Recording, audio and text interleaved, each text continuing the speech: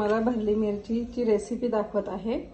इथे मी 4-5 मिरच्या घेतल्या आहेत, त्या स्वच्छ धुवून पुसून घेतल्या आणि नाही का मध्ये इथे एक चीर पाडून घ्यायची की जेणेकरून आपल्याला पीठ भरता येईल त्यात। अशा हे मी सगळ्यांना चीर मारून घेतली आहे।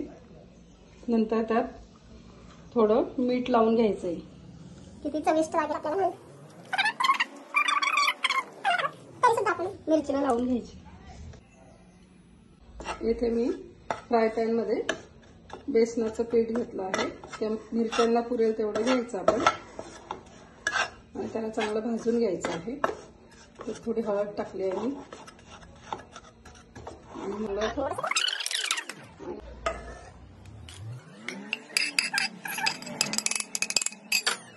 नंतर आपल्याला थोडी मीठ, हळद आणि तेल टाकून आपण प्रथम ते पीठ भाजून घेतलं आहे। नंतर त्यात तरी थोडं अजून वरून तेल घालायचे आहे आणि थोडं पाणी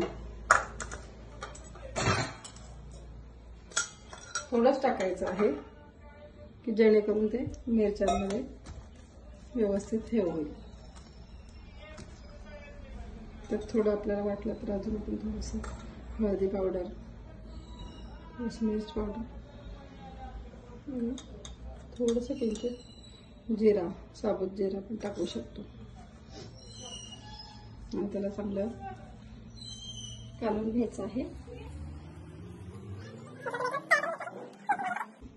शेंगदाण्याचे कूट 2-3 स्पून घ्यायचं आहे, ते पण चांगलं करून मिक्स करून घ्यायचं आहे।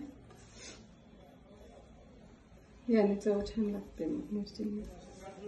मीठ लावलेलंच आहे मिरचीला आणि यात पण टाकलं आहे। याप्रमाणे आपण मिरच्या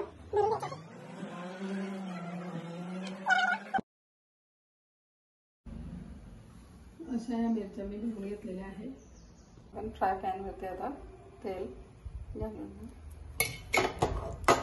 इकडे ते पसरवून घ्या जेणेकरून त्या चिपकणार नाही मिरच्या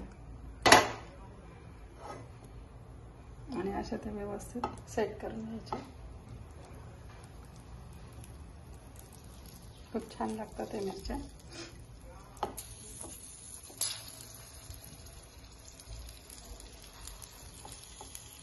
हे झाले की किंचित थोडंसं वरून पाण्याचा घालायचा आहे। मिरची आपली मिरची वरून येईल।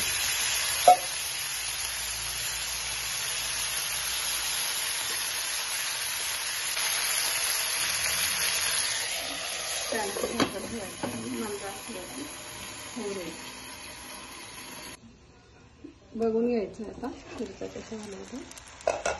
आता हळूहळू पालखी करूया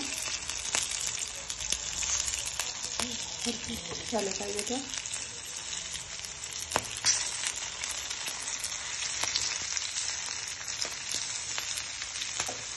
आपण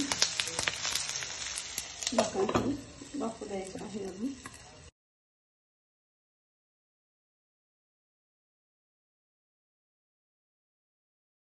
आपल्या तयार आहेत। रेसिपी बघितल्याबद्दल थँक्यू।